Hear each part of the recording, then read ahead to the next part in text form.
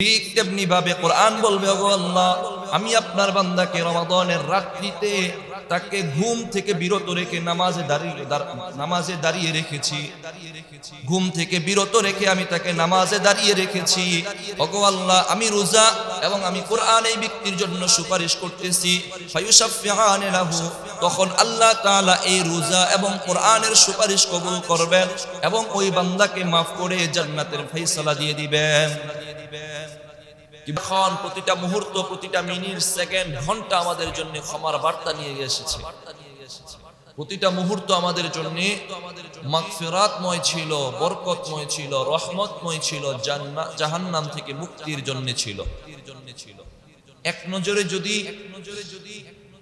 আপনি রিভিউ করতে যান যে পিছনের রমাদানটা আপনার কেমন গেছে, আপনার জন্য কি করা দরকার ছিল, আপনি কি করেছেন, এক নজরে যদি আপনি রিভিউ করেন তাহলে 10টা আমল খুঁজে পাবেন।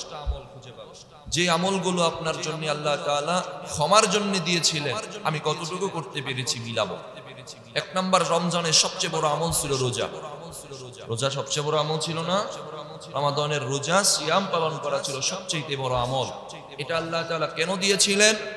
সহিহ বুখারীর 38 নম্বর হাদিসের বর্ণনা আবু হুরায়রা রাদিয়াল্লাহু তাআলা আনহু বর্ণনা করেন।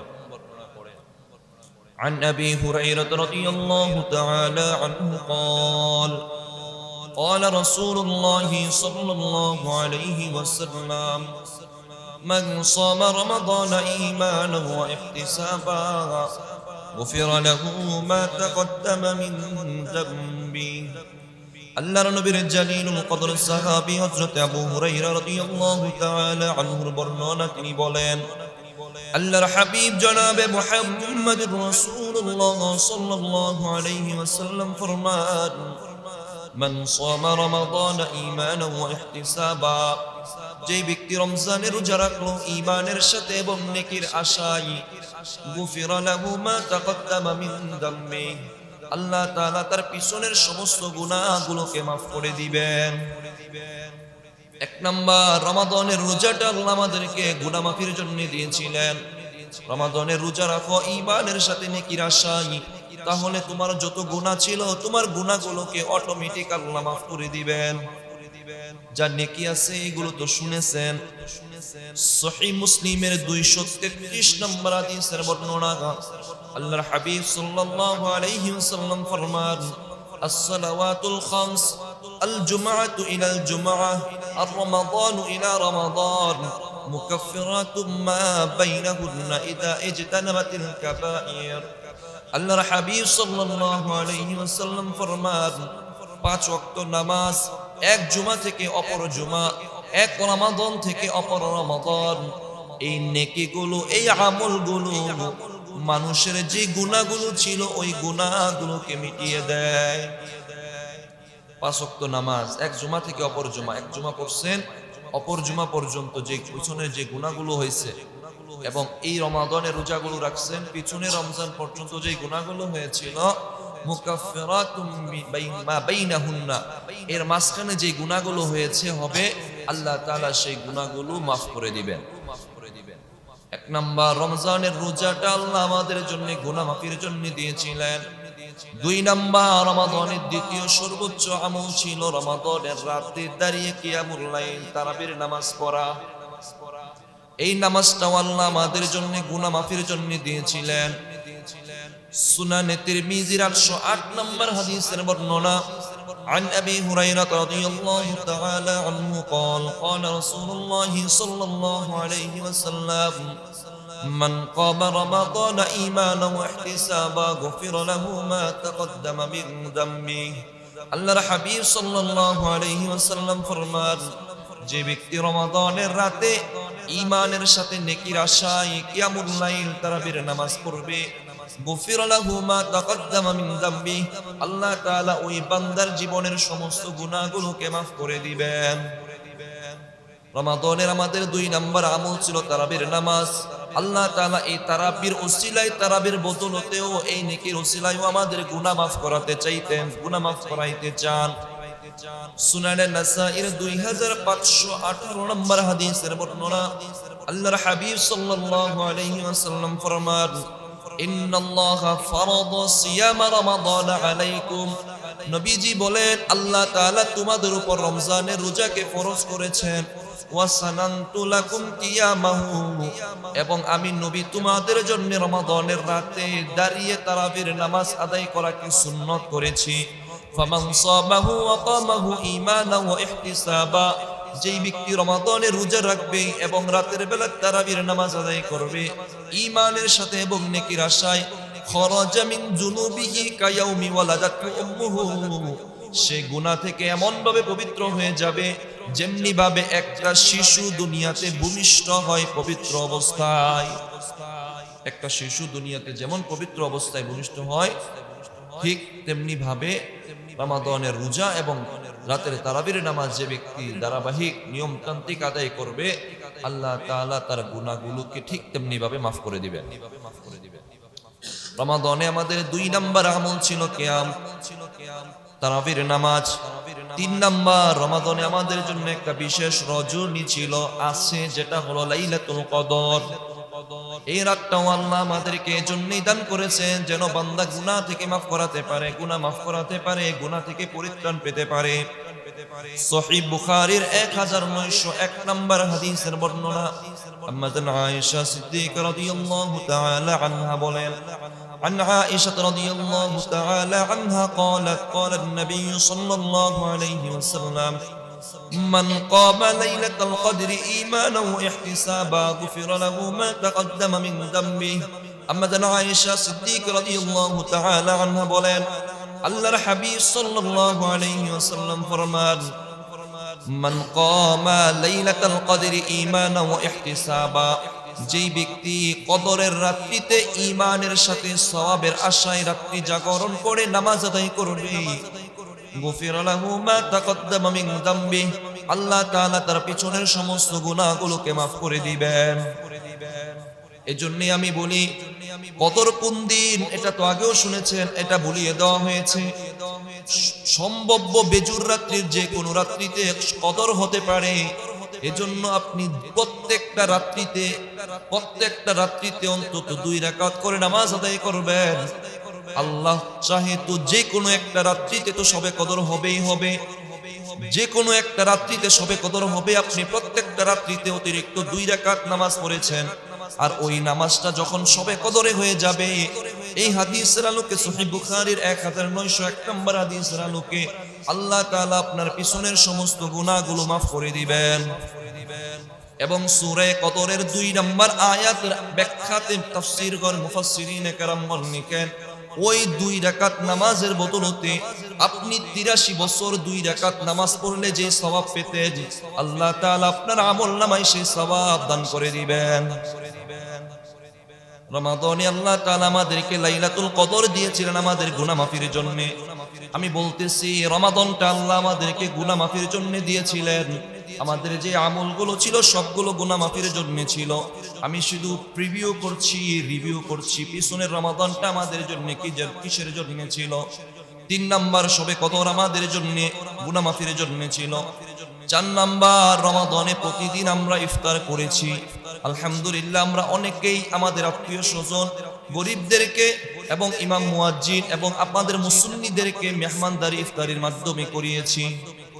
এটাও রমাদানের একটা বিশেষ আমল। এই আমলটাও নবীজি এজন্যই বলেছেন যাতে করে উম্মত গুনাহ মাফ করাতে পারে। সুনানে বাইহাকি শুআবুল ঈমানের 3336 নম্বর হাদিসের বর্ণনা, হযরত সালমান ফারসি রাদিয়াল্লাহু তাআলা আনহু বর্ণনা করেন, সালমান আল ফারসি রাদিয়াল্লাহু তাআলা আনহু قال قال رسول الله صلى الله عليه وسلم من فطر فيه صائما كان له مثل أجره كان له مغفرة لذنوبه وعتق رقبة من النار। আল্লাহর হাবিব সাল্লাল্লাহু আলাইহি ওয়াসাল্লাম ফরমান, মান ফাত্তারা সাইমান। এই হাদিসটা অনেক লম্বা হাদিস। নবীজি বলেন, যেই ব্যক্তি কোন রোজাদারকে ইফতার করাবে তার জন্য প্রথমত 2টা সওয়াব। 1 নাম্বার, কানা লাহু মিসলা আজরিহি, রোজাদার রোজা রেখে যে সওয়াব অর্জন করেছে, আল্লাহ তাআলা এই রোজাদারের পূর্ণ একটা সওয়াব ইফতার করানো ব্যক্তিকে আল্লাহ দান করবেন। শুধু এতটুকুই নয়, কানা লাহু লিমাগফিরাতিল যুনুবিহি, এবং আল্লাহ তাআলা যেই ব্যক্তি ইফতার করিয়েছে তার জীবনের পিছনের গুনাহগুলোকে আল্লাহ মাফ করে দিবেন। রমাদানে আল্লাহ এই আমলটা আমাদের জন্য দিয়েছিলেন আমরা যেন গুনাহ মাফ করাতে পারি। এটা হলো 4 নম্বর আমল। রমাদানে 5 নম্বর আল্লাহ তাআলা আমাদের জন্য এমন আমল দিয়েছিলেন যেটা হলো আমরা যারা মালিকানাধীন আছি, ব্যবসায়িক প্রতিষ্ঠানে আমাদের যারা অধীনস্থ লোক আছে, অথবা আমাদের যাদের প্রতিষ্ঠান আছে, প্রতিষ্ঠানে অধীনস্থ মানুষ আছে, আমরা আমাদের অধীনস্থ মানুষদের কাজের বোঝা হালকা করে দেব। এতে করে আল্লাহ আমাদের গুনাহ মাফ করিয়ে দিবেন। এই সুযোগটা আল্লাহ আমাদের জন্য গুনাহ মাফের জন্য রেখেছিলেন। ওই হাদিস যেটা শুআবুল ঈমানের 3336 নম্বর হাদিস, সালমান ফারসি রাদিয়াল্লাহু তাআলা আনহু যেটা বর্ণনা করেন, قال النبي صلى الله عليه وسلم من خفف عن مملوكة فيه غفر له وعتق رقبة من النار। আল্লাহর হাবিব সাল্লাল্লাহু আলাইহি ওয়াসাল্লাম ফরমান, মান খাফফাফা আন মামলুকাতিন ফীহ, যেই ব্যক্তি রমাদানের দিনগুলোতে তার অধীনস্থ ব্যক্তির কাজের বোঝা হালকা করে দিবে, গুফিরা লাহু মা তাকদ্দামা মিন দামবিহি ওয়া খাফফাফা আন যুনুবিহি, সে যখন তার অধীনস্থ ব্যক্তির কাজের বোঝা হালকা করে দিল, আল্লাহ তাআলা তার গুনাহের বোঝা হালকা করে দিবেন। রমাদানের এই কাজটাও আমাদের গুনাহ মাফের জন্য ছিল। এটা ছিল 5 নাম্বার কাজ। আমরা আমাদের অধীনস্থ ব্যক্তিদের যদি কাজের বোঝা হালকা করে দিতাম তাহলে আমাদের গুনাহ মাফ হয়ে যেত। 5 নাম্বার। 6 নাম্বার, রমাদানে কোরআন তেলাওয়াত আমরা অনেক বেশি করেছি আলহামদুলিল্লাহ। এই কাজটাও আমাদের গুনাহ মাফের জন্য ছিল। মুস্তাদরাক হাকিমের 2036 নম্বর হাদিসের বর্ণনা, قال النبي صلى الله عليه وسلم الصيام والقرآن يشفعان للعبد يقول الصائم يا ربي إني منعته الطعام والشهوة بالنهار فيشفعني فيه। আল্লাহর হাবিব সাল্লাল্লাহু আলাইহি ওয়াসাল্লাম ফরমান, রোজা এবং কোরআন কিয়ামতের দিন আল্লাহর দরবারে সুপারিশ করবে। রোজা বলবে, ইয়া রাব্বি ইন্নী মানাতুহু লিত-তাআমি ওয়াশ-শাহওয়াতি বিন-নাহার, ওগো আল্লাহ, আমি আপনার বান্দাকে রমাদানের দিনের বেলা খাওয়া এবং স্ত্রী সহবাস থেকে বিরত রেখেছি। আমি আপনার বান্দাকে খাবার দাবার এবং স্ত্রী সহবাস থেকে বিরত রেখেছি। আল্লাহ, আপনি এই কিয়ামতের ময়দানে আমি আপনার কাছে এই রোজাদার ব্যক্তির জন্য সুপারিশ করতেছি। ঠিক তেমনি ভাবে কোরআন বলবে, ওগো আল্লাহ, আমি আপনার বান্দাকে রমাদানের রাত্রিতে তাকে ঘুম থেকে বিরত রেখে নামাজে দাঁড়িয়ে রেখেছি। ঘুম থেকে বিরত রেখে আমি তাকে নামাজে দাঁড়িয়ে রেখেছি। ওগো আল্লাহ, আমি রোজা এবং আমি কোরআন এই ব্যক্তির জন্য সুপারিশ করতেছি। ফায়ুশাফিআনি লাহু, তখন আল্লাহ তাআলা এই রোজা এবং কোরআনের সুপারিশ কবুল করবেন এবং ওই বান্দাকে মাফ করে জান্নাতের ফয়সালা দিয়ে দিবেন। কি বুঝলেন? রমাদানের রোজা এবং রাতের বেলা যে তারাবি পড়ি, তারাবিতে কোরআন তেলাওয়াত হয় না, কোরআন তেলাওয়াত হয়, এমনিও কোরআন তেলাওয়াত হয়। কিয়ামতের দিন আপনার জন্য সুপারিশ করবে। মুস্তাদরাকে হাকিমের এই হাদিসের মধ্যে নবীজি বলেন, আল্লাহ তাআলা ওই সুপারিশ কবুল করবেন। সুপারিশ কবুল করে তার জন্য জান্নাতের ফয়সালা করে দিবেন। এই আমলটাও আমাদের জন্য গুনাহ মাফির জন্য ছিল। 6 নম্বর আমল। 7 নম্বর, রমাদানের শেষ দশকে, শেষ বেজুর রাত্রিতে, সম্ভাব্য শবে কদরের রাত্রিতে আমাদের জন্য একটা দোয়া ছিল। যেই দোয়াটা আমি আপনাদেরকে বলেছি, আপনারা অনেক জায়গা থেকে শুনেছেন, আপনারা পারেন, আমল করেন। যে দোয়াটা হলো, আল্লাহুম্মা ইন্নাকা আফুউন তুহিব্বুল আফওয়া ফাআফু আন্নী ইয়া কারীম। পারেন না?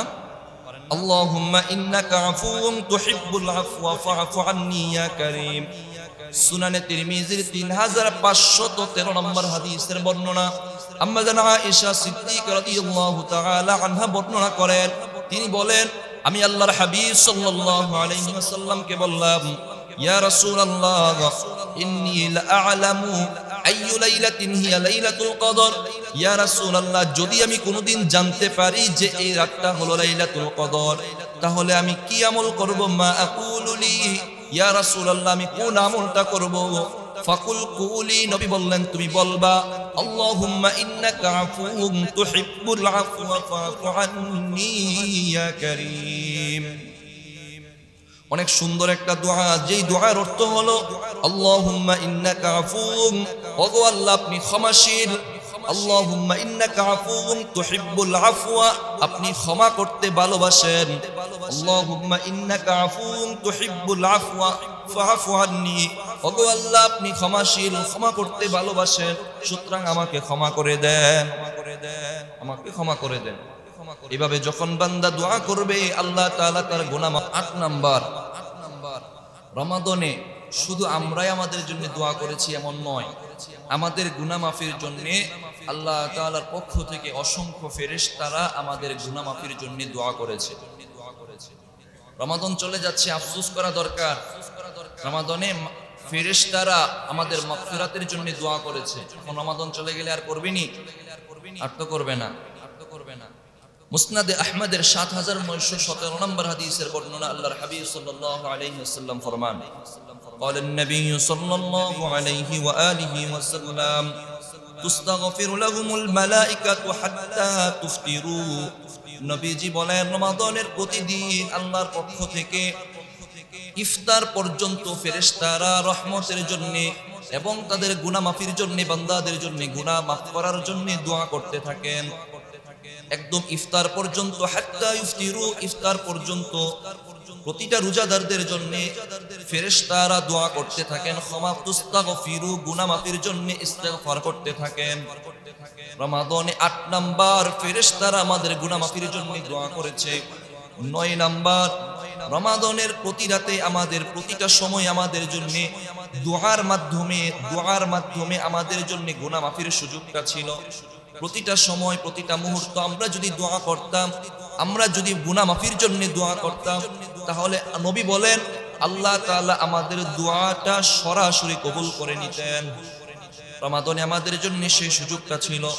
সুনানে তিরমিজির ৩৫১৯ নম্বর হাদিসের বর্ণনা, قال النبي صلى الله عليه وسلم ثلاثة لا ترد دعوتهم الصائم حتى يفطر والإمام العادل ودعوة المظلوم। আল্লাহর হাবিব সাল্লাল্লাহু আলাইহি ওয়াসাল্লাম ফরমান, ৩ ব্যক্তির দোয়া আল্লাহ তাআলা ফিরিয়ে দেন না। ১ নাম্বার রোজাদারদের দোয়া, ২ নাম্বার ইনসাফকার বাদশার দোয়া, ৯ নাম্বার আমাদের জন্য ক্ষমার সুযোগ ছিল। ১০ নাম্বার, রমাদানের প্রতি রাত্রে প্রতিদিন আল্লাহ তাআলা অসংখ্য জাহান্নামীকে জাহান্নাম থেকে মুক্তি দিয়ে জান্নাত দিয়েছে। আমার আপনার পূর্বসূরি, মা বাবা, আত্মীয় স্বজন, কবরবাসী আছে না? আছে। এজন্য দোয়া করা, এখনো সুযোগ আছে দোয়া করা। আল্লাহ, আমার একটা আপনজন যদি কোনো গুনাহের কারণে জাহান্নামে গিয়ে থাকে, জাহান্নামে থাকে, একটা গুনাহের কারণে যদি থাকে, তার পক্ষ থেকে আমরা আপনার কাছে ক্ষমার ভিক্ষা চাই, দয়া করে মাফ করে দেন। বুলুগুল মারামের ১১০ নম্বর হাদিসের বর্ণনা, আল্লাহর হাবিব সাল্লাল্লাহু আলাইহি ওয়াসাল্লাম ফরমান, তুরফাউল মাইয়িতু লিদারাজাতিহি বা'দা মাউতিহি। নবী বলেন মানুষ মৃত্যুর পর তার, আবু দাউদের ২৮৮০ নম্বর হাদিস দিয়ে বোঝা যায় মানুষ মৃত্যুর পর সব আমল বন্ধ, ৩টা আমল জারি, এটা আপনারা জানেন। বুলুগুল মারামের ওই হাদিস বলে যখন মানুষ মারা যাওয়ার পর আমল তো বন্ধ, তারপরেও আল্লাহ তাআলা হঠাৎ তার আমল, তার গুনাহ মাফ করে দিবেন, হঠাৎ তার যে মর্যাদা ছিল তার থেকে উঁচু করে দিবেন, মর্যাদা বাড়াইয়া দিবেন। মানে আপনি ছিলেন একজন সাধারণ মানুষ, আপনি জানেন না আপনি প্রধানমন্ত্রী হয়ে গেছেন। হ্যাঁ, সকালে ঘুম থেকে উঠে দেখেন আপনাকে নিয়ে মিছিল শুরু করছে মানুষ। তখন একটা আশ্চর্যের বিষয় না, আপনার বাড়িঘর দেখলেন যে ডুপ্লেক্স বাড়ি হয়ে গেছে আপনার বিল্ডিং এর সামনে, বাড়ির সামনে। তখন আপনার আশ্চর্য লাগবে কি না? মানুষ মারা যাওয়ার পর মানুষের ওই অবস্থা হয়। প্রত্যেকটা মানুষ, প্রত্যেকটা না, কিছু মানুষ এমনটা দেখে যে তার মর্যাদা থেকে তাকে বাড়িয়ে দেওয়া হয়েছে, গুনাহ মাফ করে দেওয়া হয়েছে। কেন হলো? তখন ওই মানুষটা বলে, আল্লাহ বিআইয়ি শাইইন হাদিহি, ইয়া রব, কোন কারণে আমার এই মর্যাদা আমি পাইলাম, কোন কারণে আমার গুনাহ মাফ করানো হলো? আমার তো আমল নাই, যা আমল ছিল হিসাব হয়ে গেছে, আমি এখন আযাব ভোগ করতেছি, কিসের বদলতে আমি এটা পাইলাম? তখন আল্লাহ তাআলার পক্ষ থেকে জবাব দেওয়া হবে যে তোমার সন্তান অথবা তোমার কোনো আত্মীয় দুনিয়াতে থেকে তোমার জন্য দোয়া করেছে, এই দোয়ার বদলতে আল্লাহ তাআলা তোমাকে এই মর্যাদা দান করেছেন। এজন্য সকলেই দোয়া করবেন। মা বাবার জন্যে, যারা আমাদের আপনজন দুনিয়া ছেড়ে চলে গেছেন তাদের জন্য দোয়া করবেন।